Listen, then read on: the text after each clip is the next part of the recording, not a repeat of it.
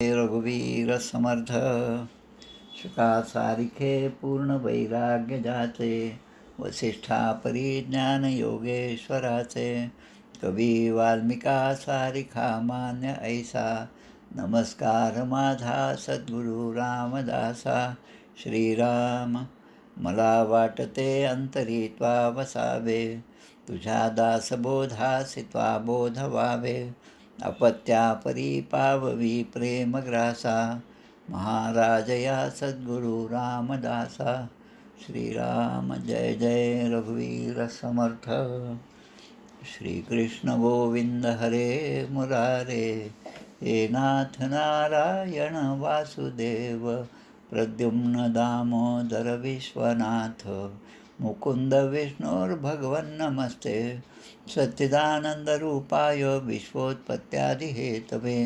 तापत्रयविनाशाय श्रीकृष्णाय वयं नमः कृष्णाय वासुदेवाय हरये परमात्मने प्रणतक्लेशनाशाय गोविन्दाय नमो नमः वसुदेवसुतं देवं कंसचाणूरमर्दनं देवकी परमानन्दं कृष्णं वन्दे जगद्गुरुं कृष्णकमलपत्राक्षं पुण्यश्रवणकीर्तनं वासुदेवं जगद्योनिं नौमि नारायणं हरिं कृष्ण कृष्णेति कृष्णेति यो मां स्मरति नित्यशः जलं भित्त्वा यथा पद्मं संसारात् उद्धराम्यहं कृष्णाय वासुदेवाय देवकीनन्दनाय च नन्दगोपकुमाराय गोविन्दाय नमो नमः नमः पङ्कजनाभाय नमः पङ्कजमालिने नमः पङ्कजनेत्राय नमस्ते पङ्कजाङ्ग्रे गोपाल कृष्ण भगवान की जय जय जय रघुवीर समर्थ श्री भगवानुवाच ज्ञानं परमगुह्यं मे यद्विज्ञानसमन्वितं स्वरहस्यं तदङ्गं च गृहाणगदितं मया यावानहं यथा भावो यद्रूपगुणकर्मकः तथैव तत्त्वविज्ञानमस्तु ते मदनुग्रहात् अहमेवासमेवाग्रे नान्यद्यत्सदसत्परं पश्चादहं यदेतच्च योगशिष्येत सोऽस्म्यहं वृतेऽर्थं यत् प्रतीयेत् न प्रतीयेच्चात्मनि तद्विद्यादात्मनो मायां यथा भासो यथा तमः यथा महान्ति भूतानि भूतेषु चावचेष्वनु प्रविष्टान्यप्रविष्टानि तथा तेषु न तेष्वहम् एतावदेव जिज्ञास्यं तत्त्वजिज्ञासनात्मनः अन्वयव्यतिरेकाभ्यां यत्स्यात् सर्वत्र सर्वदा एतन्मतं समातिष्ठ परमेण समाधिना भवान् कल्पविकल्पेषु न विमुह्यति करीचित् गोपाल कृष्ण भगवान की जय नवमस्कंध अवतरणिका नवमस्कंध अध्याय प्रथम वर्णिला वैवस्वत पुत्र सुद्युम्न मनुचे 5 पुत्र उत्तम पृषदाद्री द्वितीयात तृतीयात चवन ऋषी विवाहित झाला सुकन्येशी नाभाग अंबरीश कथेशी निवेदिले चतुर्थाध्यात दुर्वासा दुःखनिवृत्ती पंचमात सांगितली ती इक्ष्वाकू मांधाता सौभरी कथा ती षष्ठात त्रिशंकू हरिश्चंद्र कथा सप्तमी सगरचरित्र अष्टमी भगीरथ कथा नवमी गंगावतरण श्रीरामलीला दशमी एकादशी इक्ष्वाकू वंशवेल द्वादशी निमी वंश चतुर्दशी त्रयोदशी चतुर्दशी चंद्रवंश वृचिक जमदग्नी परशुराम पंचदशी कथा उत्तम षोडशी क्षत्रिय संहारण वंश विश्वामित्राचा क्षत्रवृद्ध रजी राजवंश सप्तदशी कथा सुरस ययाती चरित्र अष्टादशास एकोणविंशी वैराग्य त्याचे पुरु दुष्यंत भरतकथा विसोत्तमी निवेदिता भरतवंश रंतिदेव कथा 21ोऽध्यायी पांचाल कौरव मगधवंश 22व्यात सुरस अनुद्रयू तुर्वसु यदुवंश 23व्या माझी विदर्भवंश वर्णन 24व्यात केले कथन ऐसा नवमस्कंद पूर्ण पुढे दशम पूर्वार्ध गोपाल कृष्ण भगवान की जय श्रीराम जय राम जय जय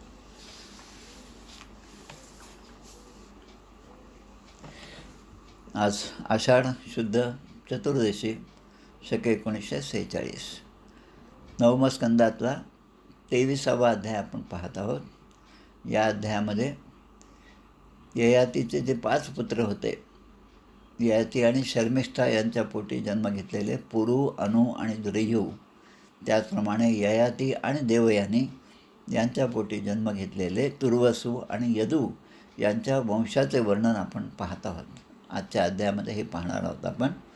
शुकदेव त्या ठिकाणी प्रश्न विचार शुकदेव सांगत आहेत, अनोह सभा नरश्चक्षु परोश्चय त्रयसुता सभानरात कालनरः स्रंजयस्तत्सुतस्ततः. शुकदेव परीक्षित राजाला सांगत आहेत, अनुचा जो वंश आहे तो सांगतात की अनुला सभानर, चक्षु आणि परोक्ष असे 3 पुत्र झाले. सभानराचा कालनर, कालनराचा स्रंजय, स्रंजयाचा जन्मेजय, जन्मेजयाचा महाशील, महाशीलाचा महामनाला 2 पुत्र झाले, उशिनर आणि तितिक्षु. त्यापुढे आता उशिनराचा जो वंश आहे ते सांगतात. उशिनराचे जे पुत्र आहेत ते शिबी, वन, शमी आणि दक्ष असे 4 पुत्र झाले. त्या शिबीला वृषदर्भ, सुवीर, मद्र आणि कैकय असे पुत्र झाले. त्यापैकी तितिक्षूला वृषरुद्र, वृषद्रथाचा हेम, हेमाचा सुतपाचा बली. राजा बलीला दीर्घतमा मुनीच्या आशीर्वादाने अंग, वंग, कलिंग, सिंह, पुंड्र आणि अंध्र असे 6 पुत्र झाले. आणि या 6 पुत्रांनी आपल्या भारताच्या पूर्वेकडचे 6 देश, 6 प्रदेश जे ते वसवले. अंगाचा पुत्र जो खनपान, त्याचा दिविरथ, दिविरथाचा धर्मरथ, धर्मरथाचा चित्ररथ, इथपर्यंत सांगितलेलं आहे. आता हा चित्ररथ जो होता त्याचंच नाव रोमपाद ऋषी होते. रोमपाद राजा या नावाने पण तो प्रसिद्ध होता. रोमपादाचा उल्लेख या ठिकाणी यासाठी केला की रोमपाद राजा आणि राजा दशरथ अयोध्येचे हे दोघे चांगले मित्र होते, बरोबरचे होते, समकालीन होते. या मित्ररथाचा राजा, त्याचा मित्र जो आहे दशरथ, याने आपली शांता नावाची कन्या या आपल्या मित्राला रोमपादाला दिली होती, म्हणजे दत्तक म्हणून दिली. या शांतेचा विवाह ऋष्यशृंग ऋषी बरोबर झाला. आता इथे जे आहे ते सांगतो आणि मग नंतर याचा उल्लेख करतो. विभांडक ऋषींना हरणीपासून झालेला पुत्र म्हणजे ऋष्यशृंग. रोमपादाच्या राज्यात अनेक काळपर्यंत पाऊसच झाला नाही आणि म्हणून त्यांनी नृत्य, संगीत, वाद्य, हावभाव, आलिंगन, विविध भेटवस्तू या ऋष्यशृंगाला दिले आणि रोमपादाने त्या ऋष्यशृंगांना आपल्या राज्यामध्ये आणवलं. तेव्हा पाऊस पडला. म्हणजे ऋष्यशृंग ज्या ठिकाणी जातील त्या ठिकाणी पाऊस पडेल अशी ख्याती त्यांची होती.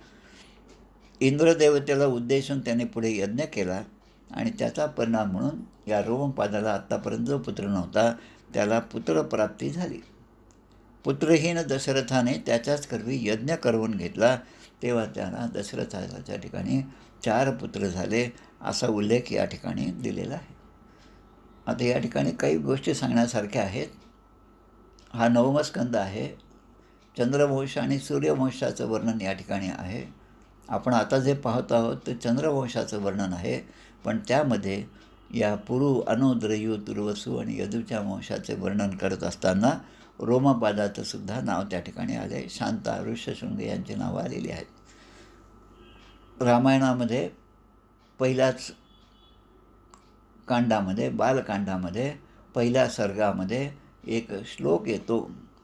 इदं पवित्रं पापघ्नं पुण्यं वैदेश्च संमितं यः पठेद रामचरित्रं सर्व पापै प्रमुच्यते.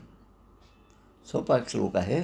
इदं पवित्रं पापघ्नं, हे रामायण जे आहे, रामायणाचा पूर्ण ग्रंथ जो आहे तो जीवाला पवित्र करणारा असा ग्रंथ आहे. आणि त्याचप्रमाणे म्हणजे एकीकडे तो आपलं सगळं पवित्र करतो आपल्याला त्याच्या वाचनाने, श्रवणाने, त्याच्या अभ्यासाने, आणि पुण्य जे आहे पुण्यप्राप्तीसुद्धा होते. आणि दुसरीकडे आत्तापर्यंत केलेले जे आपले पाप आहेत ते पापसुद्धा रामायणाच्या श्रवणाने धुवून निघतात. वेदैश्च संमितम, म्हणजे वेदांची सुद्धा संमती या गोष्टीला आहे आणि वेदाने सुद्धा हे मान्य केलेलं आहे की इदं पवित्रं पापघ्नम, पापाचा नाश करणारं आणि पुण्याची प्राप्ती करणारा हा असा दिव्य अलौकिक असा ग्रंथ रामायण आहे. यः पठेद रामचरितम, अशा या रामाचं चरित्राचं पठण, अभ्यास, वाचन, त्यावर कीर्तन, संकीर्तन, प्रवचन हे जर केले तर सर्व पापैही प्रमुच्यते, जीवाने आत्तापर्यंत केलेल्या सर्व पापांपासून त्याला मुक्ती मिळते, प्रमुच्यते, त्याला मोक्ष प्राप्त होतो, असा उल्लेख त्या ठिकाणी दिलेला आहे. आता हे जे 3 नावं आली या ठिकाणी, रोमपाद, शांता, ऋष्यशृंग आणि बिभांडक ऋषी, यांचा उल्लेख जो आहे तो जरा वेगळ्या पद्धतीने या ठिकाणी मला करायचा आहे. आपल्याला माहिती आहे समर्थांच्या चतुशताब्दी जन्माच्या वेळेस, म्हणजे 2008मध्ये 1608मध्ये समर्थांचा जन्म झाला सनमध्ये, आणि किंवा शकेमध्ये 1530, आणि त्यानंतर 1930.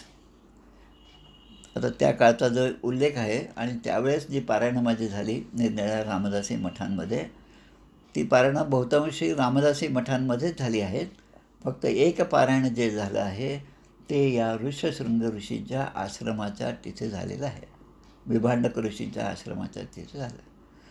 म्हणजे ज्या बिभांडक ऋषींमुळे, ज्या ऋष्यशृंगांच्यामुळे दशरथ राजा आले, तो यज्ञ केला, आणि ज्या यज्ञाचा परिणाम म्हणून हे 4ही पुत्र दशरथ राजांना प्राप्त झाले, ते ऋष्यशृंग ऋषी जे आहेत त्यांच्या ठिकाणी हा पारायणाचा योग जो आला ते एक माझं भाग्यच मी समजतो.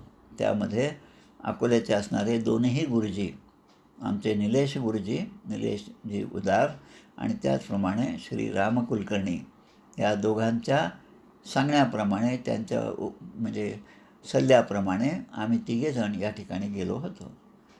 या ऋष्यशृंग ऋषींचा आश्रम जो आहे आणि बिभांडक ऋषीचा जी समाधी आहे, या दोन्ही गोष्टी आपल्या वाशिम जिल्ह्यामध्ये आहेत. हे जेव्हा मला समजलं तेव्हा खूप आनंद झाला, आणि मग मुद्दाम त्या ठिकाणी जाऊन आम्ही ग्रंथराज दासबोधाचं पारायण केलं. त्याचं कारण असं आहे की त्या ठिकाणी विदर्भामध्ये पुसद जो जिल्हा आहे यवतमाळमधला, तिथून जवळच असणाऱ्या एका डोंगरावर ओंकारनाथ देव यांची समाधी आहे. त्यांनी समाधी घेतली तो दिवस होता, ती तिथी होती फाल्गुन वद्य 11 एकादशी. हे देव जे आहे, देव महाराज, त्यांना देव महाराज म्हणतात, ओंकारनाथ देव महाराज, ते अनसिंग या गावामध्ये आले. वाशिमपासून अगदी 20-22 किलोमीटर असणारं हे अनसिंग गाव आहे. त्यांनी त्या ठिकाणच्या वृद्धांकडून माहिती घेतली, आणि कार्ला टेकडीवर ते सांगतात, म्हणजे आताची गोष्ट आहे, 1943मधली गोष्ट आहे. एक सत्पुरुष त्या ठिकाणी आले. ते सत्पुरुष म्हणजे हेच आपले ओंकारनाथ देव महाराज.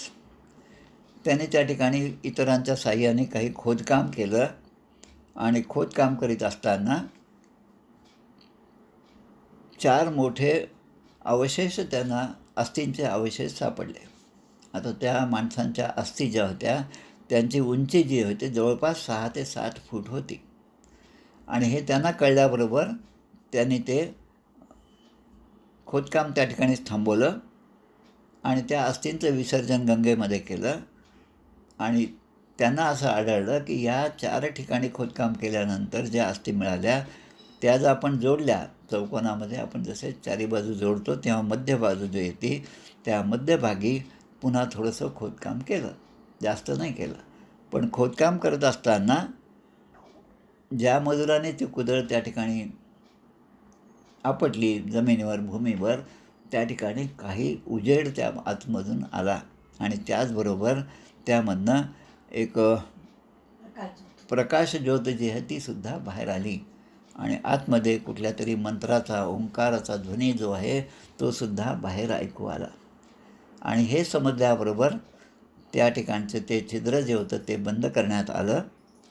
आणि पुढे मग तपासांती त्यांना समजलं की रामायणामध्ये ज्या ऋषींच्या कृपेमुळे राम, लक्ष्मण, भरत, शत्रुघ्नांचा जन्म झाला, पुत्रकामेष्टी यज्ञ दशरथाने जो केला तो, ते ऋष्यशृंग ऋषी त्यांचं हे समाधीस्थान आहे.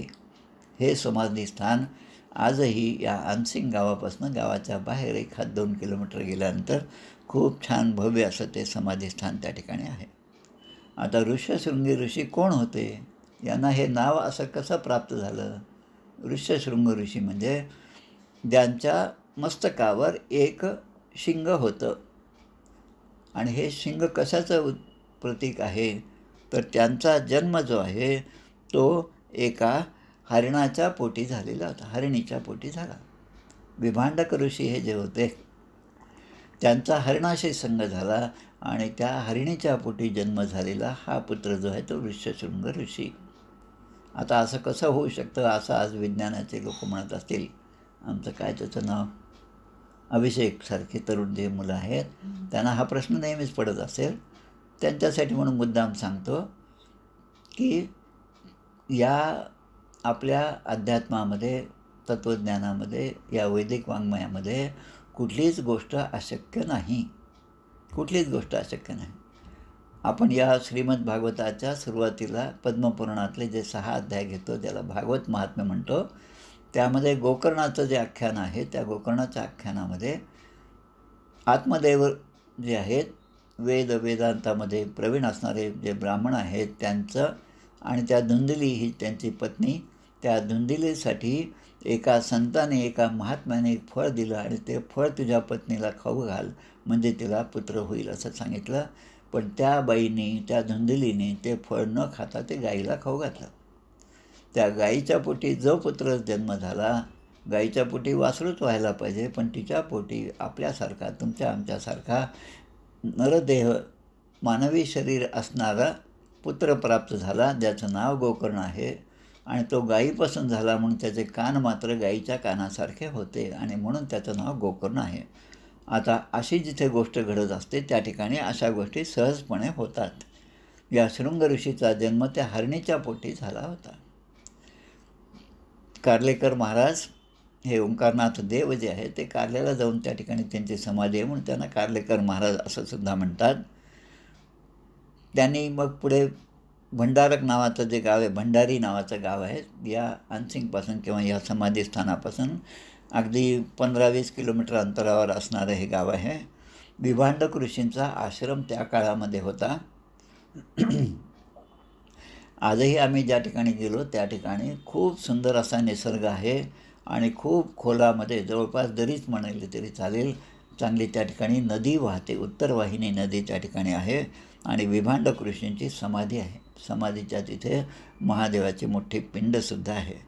आणि त्याच ठिकाणी हा जो ग्रंथ आहे ओंकारनाथ देव महाराजांनी लिहिलेला श्री समर्थ सद्गुरू ओंकारनाथ देव चरित्रामृत नावाचा ग्रंथ जो आहे तो मला चाळायला मिळाला. त्यातले काही भाग मी तो फक्त लिहून घेतला, म्हणजे जो इंडेक्स असतो अनुक्रमणिका त्यातले काही अध्यायांची मी लिहून घेतली आणि त्याप्रमाणे काही ओव्या त्यामध्ये आहेत.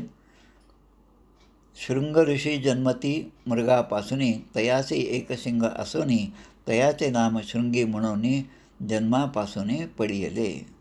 आणि पुढचे एक ओवी आहे. देव सांगती भक्ताप्रती, ओंकारनाथ देव सांगतात, देव सांगती भक्तांप्रती अनसिंग असे तपोभूमी, कारला असे समाधीभूमी, ऋषी शृंगाची आजही. आता रोमपाद नावाचं राजाचं जी कथा आली तर ती कन्या जी आहे ती दशरथाने, शांता नावाची ही कन्या ही त्या ऋषींना दिली आणि मग पुढे तिचा विवाह त्या ठिकाणी झाला, या ऋष्यशृंगाशी झालेला आहे. ही कथा त्या समाधीस्थानापाशी जेव्हा आमचं 4-5 दिवस मुक्काम झाला त्यावेळेस आम्हाला ते सगळं पाहायला मिळालं. खूप छान असे ती दोन्ही मठ एकदम छान आहेत, दोन्ही समाधी एकदम छान आहेत. महादेवाची पिंड आहे त्या ठिकाणी, देवांची गादी.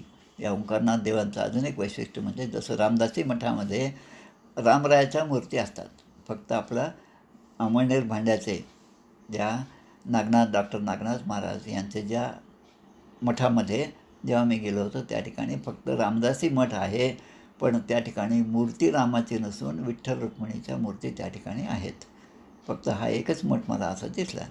तसंच या ठिकाणी या कार्लेकर महाराजांच्या या ठिकाणी जी मूर्ती होती त्या मूर्ती आणि त्या ठिकाणी असणारं सगळं देवस्थानाची गादी. आता हे गादी हा शब्द जो आहे या देवांच्या गादी असणारे तीर्थक्षेत्र, देवक्षेत्र त्यांना म्हणतात.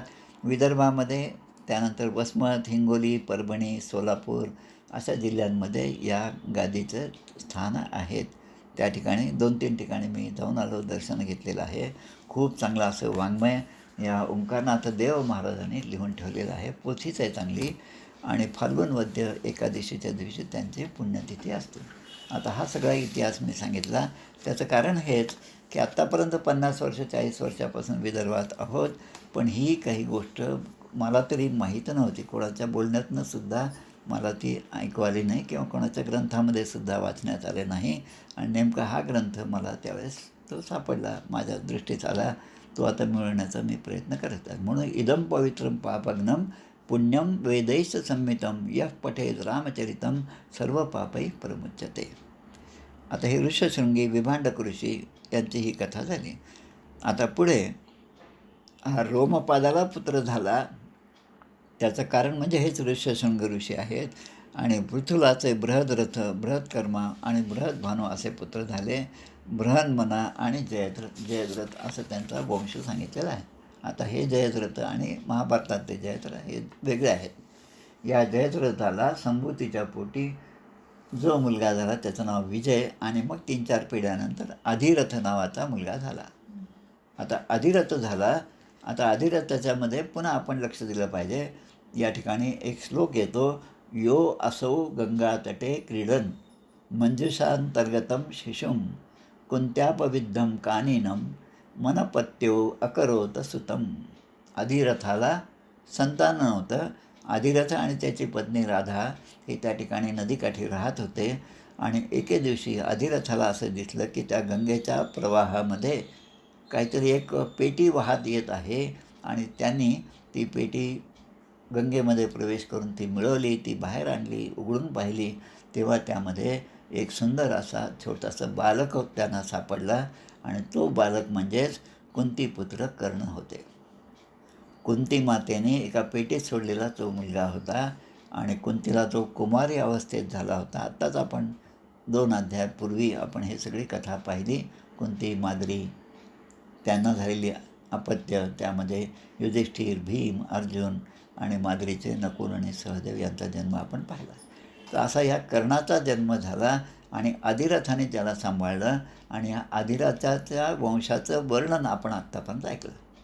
आता अशीच कथा आमच्या डॉक्टर अनंतराव दामोदर आठवले, ज्यांना आपण वरदानंद भारती स्वामी म्हणतो, त्यांच्याही जीवनामध्ये अशीच कथा घडलेली आहे. त्यांच्या आईवडील म्हणजे दामोदर आणि राधाबाई यांच्या पोटी 5 अपत्ये झाली, पण त्यापैकी 3 अपत्ये जी आहेत ती जन्मल्यानंतर लवकरच ती निवर्तली. आणि त्यामुळे जेव्हा या अनंताचा जन्म झाला, अनंता, गंगू आणि अजून एक मुलगी, त्याची पुढे एक मुलगी गेली आणि एक मात्र राहिली. तर त्या अनंताचा जन्म झाला तेव्हा त्यांचे गुरु म्हणजे या दामोदर आठवलेंचे गुरु असणारे आमचे दासगणू महाराज, त्यांचेच हे शिष्यमंडळी, दासगणू महाराजांच्या सांगण्याप्रमाणे आत्तापर्यंत अपत्य राहिले नाहीत, म्हणून हा जो तुला मुलगा झाला त्याला आपण गंगेला अर्पण करूया. आणि गंगेने प्रसाद म्हणून जर तो आपल्याला दिला तर हा गंगेचा मुलगा आहे या भावनेने त्याचा सांभाळ आपण करूया.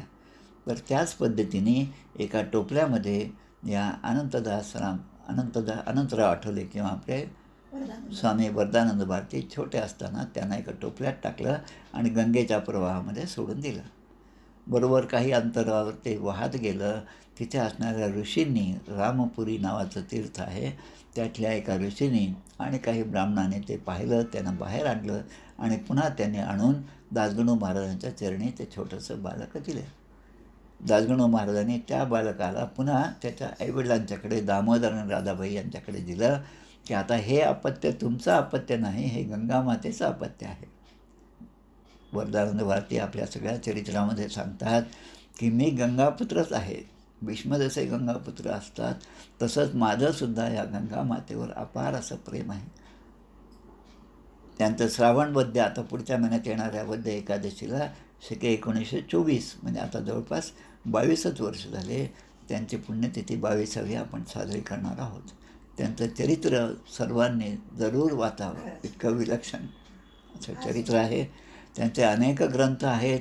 उपनिषदार्थ कौमुदी नावाचा ग्रंथ आहे, महाभारताचा ग्रंथ आहे, गीतेच्या 18ही अध्यायावर त्यांचे लहान लहान ग्रंथ आहेत. आणि खूप सुंदर श्रीकृष्णावर सुद्धा एक छान ग्रंथ त्यांचा आहे. आणि आपल्यासाठी महत्त्वाचं म्हणजे तुमच्या मनाच्या श्लोकाचं विवरण जे आहे, मनोबोध विवरण नावाचा खूप सुंदर ग्रंथ अगदी त्यांच्याच आहे. आता हे सगळं या निमित्ताने झालं की हा अधिरथाला हा कर्ण नावाचा मुलगा कसा सापडला हे सांगताना ही कथा योगायोगाने त्या ठिकाणी आली. आता या कर्णाचा पुन्हा पुन्हा वंश दिला आहे. वृषसेन, त्याच्यामध्ये द्रयू, बब्रू, सेतू, आरब्ध, गांधार, धर्म, मग प्रचेता आणि प्रचेता 100 पुत्र झाले आणि ते उत्तर दिशेला म्लेच्छाचे राजे झाले. पुढे म्हणजे कसं होतं पहा, आता कर्ण किती चांगला कर्ण होतं आहे, पण त्यांच्या पुढच्या वंशामध्ये 100 पुत्र झाले. ते सगळे उत्तर दिशेला म्लेंछ म्हणजे आज आपण ज्याला मुसलमान म्हणतो ते राजे झाले. तुर्वसूचा अनुद्रयू तुर्वसू. आता तुर्वसूचा जो वंश आहे तो सुद्धा या ठिकाणी दिलेला आहे. त्यामध्ये मरुत नावाचा जो होता तो निपुत्रिक होता आणि त्यांनी दुष्यंत शकुंतला त्या दुष्यंताला आपला पुत्र म्हणून मानले. दुष्यंतस्य पुनर्भेजे स्वम वंशम राजकामुकः. हा दुष्यंताला म्हटलं राजा म्हणून राहण्याचं ती खूप इच्छा होती आणि म्हणून त्याने राजपदाचा स्वीकार केला. आता शुकदेव सांगत आहेत, आता मी यदूच्या वंशाचे वर्णन करतो. यदू राजा जो आहे त्याच्या वंशाचे वर्णन करतो. वर्णयामी महापुण्यम सर्व पापहरम नृणाम यदोर्वंश नरश्रुत्वा सर्व पापै प्रमुच्यते. आत्ता जसा श्लोक आपण रामायणाच्या संदर्भात वाचला तसाच हा देखील श्लोक आहे आणि म्हणून त्या रामायणाच्या श्लोकाचा मी आधार घेतला. यदूचा वंश परमपवित्र आहे आणि मनुष्यांची सर्व पापे नाहीशी करणारा असा यदूचा वंश आहे. याच यदुवंशामध्ये भगवान श्रीकृष्णाचा जन्म झालेला आहे. जो मनुष्य याचे श्रवण करील तो सर्व पापांपासून मुक्त होईल. वर्णयामे महापुण्यम, महापुण्यकारक अशा या वंशाचं वर्णन मी करत आहे असं शुकदेव म्हणतात. आणि तो कसा आहे हे वर्णन, तर सर्व पाप हराम नृणाम. नृणाम म्हणजे सगळ्या लोकांना, नर त्यापासून नृणाम सर्व लोकांना त्यांच्या पापाचं हरण करणं, पापातून मुक्त करण्याचं श्रेय या एका ग्रंथामध्ये आहे. त्या वंशाचं मी वर्णन करत आहे. यदोर्वंशम नर श्रुत्वा. यदुवंशातले जे नर होऊन गेले, राजे होऊन गेले, त्यांचं चरित्र जो श्रवण करतो त्याला सर्व पापही प्रमुच्यते. म्हणजे आत्ताचा बालकांडामधला जो श्लोक होता त्याचप्रमाणे हा सुद्धा श्लोक आहे. इदम पवित्रम पापग्नम पुण्यम वेदैश्च संमितम यः पठेद रामचरित्रम सर्व पापै प्रमुच्यते. आता यापुढे यदुवंशाचं ते वर्णन देतात. यदुवंशामुळे त्याला 4 पुत्र झाले, सहस्रजित, क्रोष्टा, नल आणि रिपू. मग पुढे अजून देतात शतजित झाला. शतजिताचे 3 पुत्र दिलेले आहेत. मग हई है त्यामधला एक होता, त्याचा वंश दिला. आणि असं करत भद्रसेनाचे 2 पुत्र दुर्मद आणि धनक असे 2 पुत्र झाले. त्या धनकाला 4 पुत्र झाले, कृतवीर्य, कृताग्नी, कृतवर्मा, कृतौजा. आता कृतवर्माचा उल्लेख आपल्या महाभारतामध्ये येतो. कृतवीर्य जो आहे याच्या पोटी सहस्रार्जुनाने जन्म घेतला. आत्ताच आपण जे परशुरामाचं चरित्र पाहिलं त्यामध्ये या सहस्रार्जुनाचा उल्लेख आहे. म्हणजे सहस्रार्जुनाचा वंशाचा सुद्धा पूर्णपणे विस्तार जो आहे तो सुद्धा याच अध्यायामध्ये आहे. कृतवीर्यापासून सहस्रार्जुन झाला. त्याला दत्तात्रेयाच्या कृपेने 1000 हातांचं शक्ती प्राप्त झाली होती आणि अनेक सिद्धी प्राप्त झाल्या होत्या. या सहस्रार्जुन किंवा सहस्रबाहू याचं वय किती, त्याने किती राज्य केलं याचं प्रमाण या ठिकाणी दिलं आहे. 85 सहस्राणी हव्या हतबलसमाहा अनष्टवित्तस्मरणो बुभुजे अक्षय्य षड्वसुः. सहस्रार्जुनाने 85,000 वर्षेपर्यंत आपल्या 6ही इंद्रिय, 5 इंद्रिय आणि मन यांच्यासहित अक्षयपणे या सगळ्या जीवाचा, या सगळ्या त्याच्या आयुष्याचा भोग घेतलेला आहे. या कालावधीमध्ये एवढे 85,000 वर्ष जिवंत राहिल्यानंतरसुद्धा तो वृद्ध झाला नाही. त्याला अनेक पुत्र झाले, त्यांची पण संख्या या ठिकाणी दिलेली आहे. आणि किती पुत्र तर हजारो पुत्र झाल्या असं या श्रीमद भागवतामध्ये दिलेलं आहे. हजारो म्हणजे 1000 नाही, कितीतरी हजार असतील. पण त्यापैकी फक्त जयध्वज, शूरसेन, वृषभ, मधु आणि उर्जित असे 5च पुत्र जिवंत राहिले. आता हे 5 का राहिले? त्यामध्ये शूरसेन नाव आहे म्हणून हे 5 जिवंत राहिले. शूरसेनापासूनच पुढे सगळा वंशविस्तार झालेला आहे.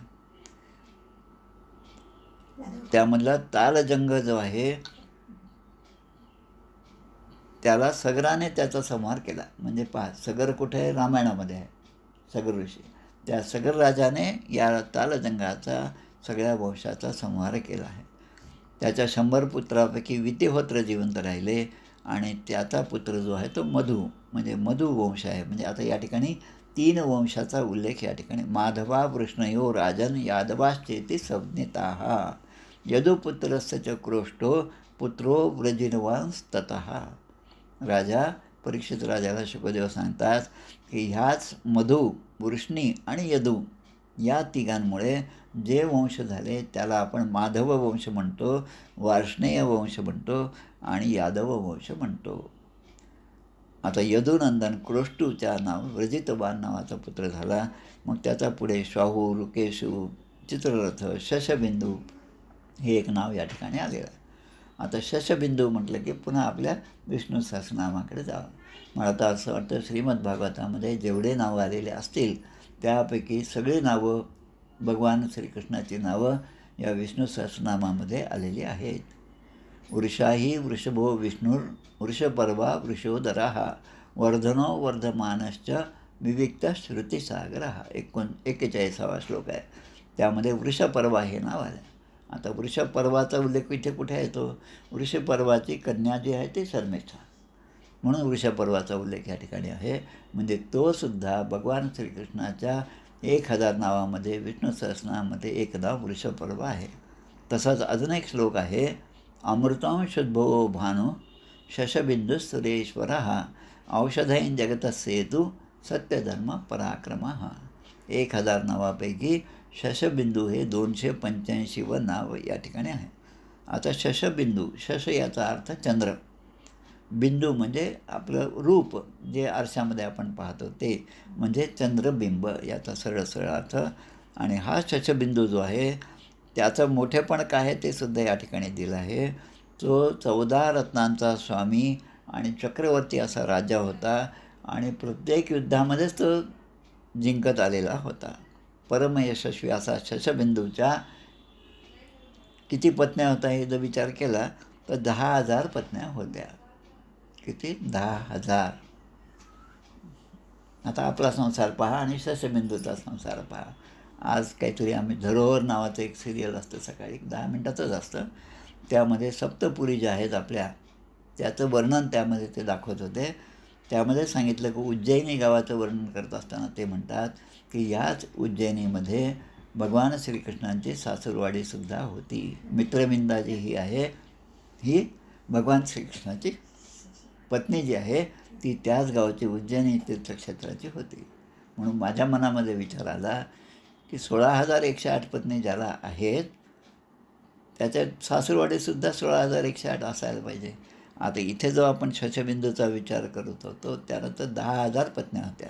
आणि मग त्यामुळे याचा पुढे अजून एक म्हणजे या खऱ्या अर्थाने सिक्सर म्हणल्यासारखं या ठिकाणी दिलेलं आहे. दशलक्ष सहस्राणी पुत्राणाम तास स्वजी जनत.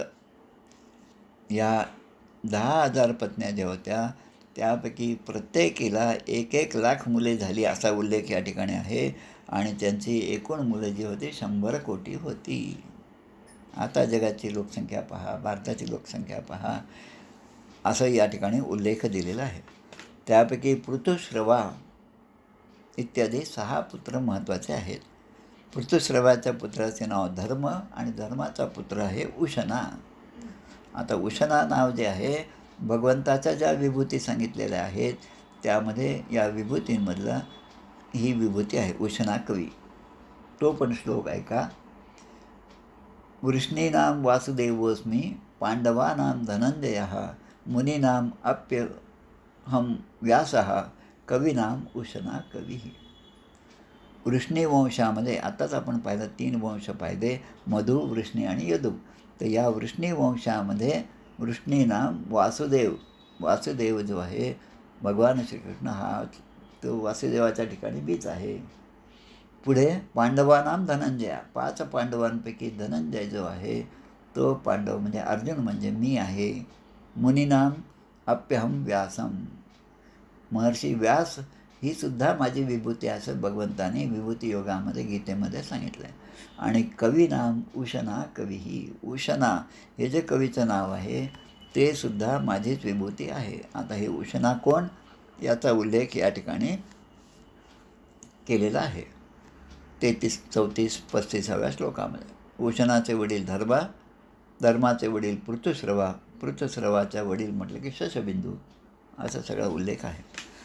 आता इथे एक मजेशीर गोष्ट आहे. या उशनाचा पुत्र जो आहे त्याचं नाव रुचकाला 5 पुत्र झाले आणि त्यांची नावे जी आहेत ती दिलेली आहेत. ती नावं जी आहेत पुरुजित, रुक्मेशू, पृथु, जामद असे 5 मुलांची नावं दिले. जामदाची पत्नी जी आहे जामदस्त्वत् प्रजोप्यन्नाम भार्याम शैब्या पतिर्भया, या जामदाच्या पत्नीचं नाव होतं शैब्या असं होतं. जामदाला पुष्कळ दिवसपर्यंत संतान झाले नाही. आता एक वाक्य खूप महत्त्वाचं, ते तुम्ही ऐकलं तरी तुम्हाला हसेल. त्यामध्ये लिहिलं आहे की परंतु त्याने आपल्या पत्नीच्या भीतीने दुसरा विवाह केला नाही. म्हणजे बायकोला घाबरणारे त्या काळातसुद्धा होते, आजही आहेत. एकदा त्याने आपल्या शत्रूच्या राज्यामध्ये युद्धाला जेव्हा गेला होता तेव्हा शत्रूची जी कन्या होती भोज्या, हिला अपहरण करून त्या कन्येला आपल्या राज्यामध्ये आणलं. कोणी? या जामदाने, ज्याची पत्नी शैब्या होती. आणि शैब्याला अनेक वर्षापर्यंत पुत्रप्राप्ती नव्हती. आता आपल्या नवऱ्याबरोबर जामदाच्या बरोबर रथावर बसून एक मुलगी आलेली आहे, तरुण मुलगी आलेली आहे. ती कन्या आलेली पाहिली आणि रथस्थाम ताम निरीक्षाह शैब्या पतिम ममर्षिताः, तिला पाहिल्यावर ही पत्नी चिडून म्हणाली आपल्या नवऱ्याला जामदाला, तू कपटी आहेस, माझ्या बसण्याच्या जागेवर आज तू कोणाला बसवून आणलं आहेस? तेव्हा जामद शांतपणे सांगतो की ही तुझी सूनच आहे. शैब्या हसून म्हणाली की मी तर पहिल्यापासूनच वांझ आहे, माझ्या पोटी एकही पुत्र नाही आणि मला कोणी सवतसुद्धा नाही, दुसरी बायकोसुद्धा तू केली नाही, तर मग ही माझी सून कशी होईल असा प्रश्न आहे. हीच गोष्ट महाभारतामध्ये आपल्या भीष्मांच्या काळातसुद्धा झाली आहे. भीष्मांनी काशीराजावर स्वारी केली तेव्हा काशीराजाच्या 3 कन्या अंबा, अंबालिका, अंबिका या घेऊन ते आपल्या हस्तिनापुरामध्ये आले. या 3ही पुत्री आल्या तर सगळ्यांना असं वाटतं की भीष्माने तर प्रतिज्ञा केली होती मी लग्न करणार नाही आणि ह्या 3 मुलींना ते घेऊन आले, असा हा प्रश्न याच प्रकारचा प्रसंग त्यावेळेसुद्धा होता. आणि मग जामद शांतपणे आपल्या पत्नीला सांगतात की राणी, अहम वंध्या सती पत्नी च स्नुषाये युज्यते कथम जनीष्यसि यम राज्ञी तस्येयम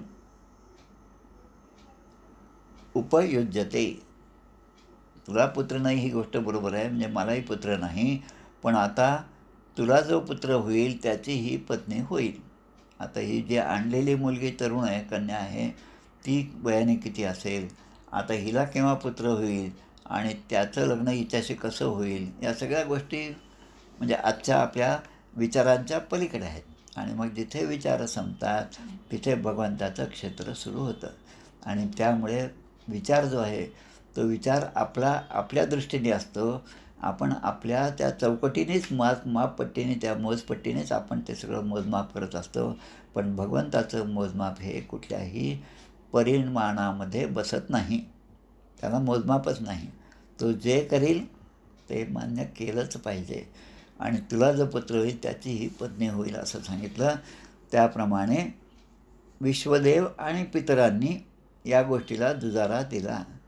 योग्य वेळी या शैब्याला गर्भ राहिला, जिला आत्तापर्यंत अनेक वर्ष गर्भ नाही राहिला, तिला गर्भ राहिला आणि तिने एका सुंदर बालकाला जन्म दिला. शैब्या गर्भमदात काले कुमारं सुषुवे शुभम. शैब्या गर्भमदात काले, शैब्याच्या गर्भापासून एक सुंदर असा मुलाचा जन्म झाला. स विदर्भ इति प्रोक्त, आणि त्या मुलाचं नाव विदर्भ असं ठेवण्यात आलं. आणि त्याने उपयेमे स्नुषाम सतीम, आणि त्याचं लग्न हिच्याशी झालं. साध्वी भोज्या हिच्याशी त्याचा विवाह झाला. कोणाचा? विदर्भाचा. असं म्हणून हा जो 23वा अध्याय तो या ठिकाणी समाप्त होता. आता साध्वी भोज्या आणि विदर्भ यांचं जे वंश आहे त्या वंशाचं वर्णन जे आहे ते सुद्धा आपल्या दृष्टीने फार महत्त्वाचं आहे. म्हणून पुढचा जो अध्याय आहे 24वा अध्याय पुढच्या आठवड्यात आपण पाहणार, तो विदर्भाच्या वंशाचे वर्णन, की याच विदर्भाच्या वंशामध्ये शिशुपालासारखा राजा झाला, जो तेजी नरेश होता शिशुपाल. त्यानंतर अनेक गोष्टी यामध्ये आहेत, त्या आपण शकुनी आहे तो सुद्धा आहे, बऱ्याच कथा ते पुढच्या वेळेस आपण पाहणार आहोत. आणि या नवम स्कंधाचा शेवटचा अध्याय 24वा अध्याय या पुढच्या शुक्रवारी आपण पाहणार आहोत. त्यामुळे या ठिकाणी आपण थांबूया. गोपाल कृष्ण भगवान की जय. जय जय रघुवीर समर्थ.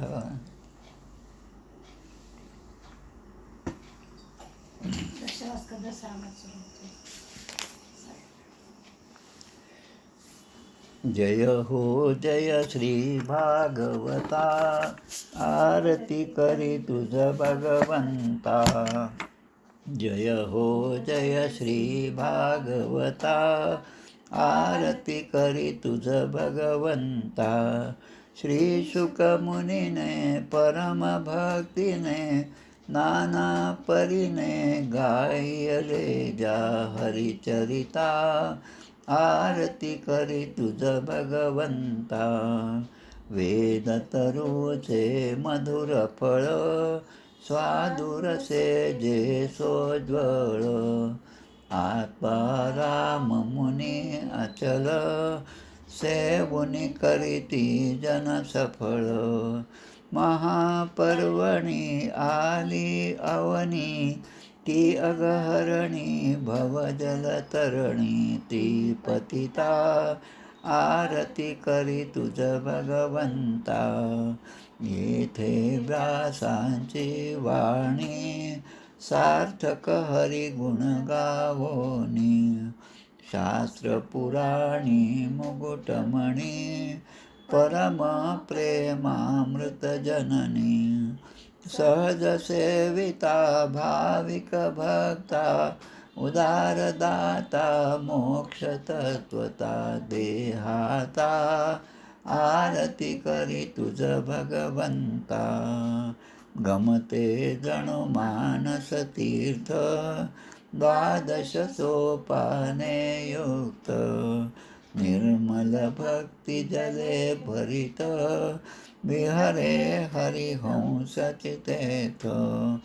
श्लोक सुकुमले संत अलिकुले, सेवुनी रमले भान विसरले.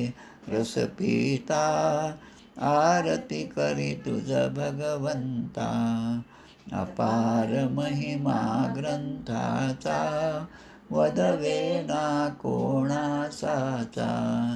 मेवा कविवर संतांचा, प्राणची कीर्तनकारांचा.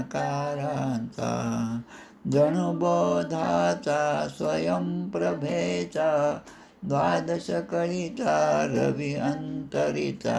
तमहरता आरती करी तुझ भगवंता. ग्रंथ नवे हा श्रीकृष्ण, गीते वेधी मन पूर्ण. अनन्य होता या शरण, खचित टळे जन्म मरण. त्रिताप जाती चिरये शांती, नाथही वदती रामपदी ठेवी माथा.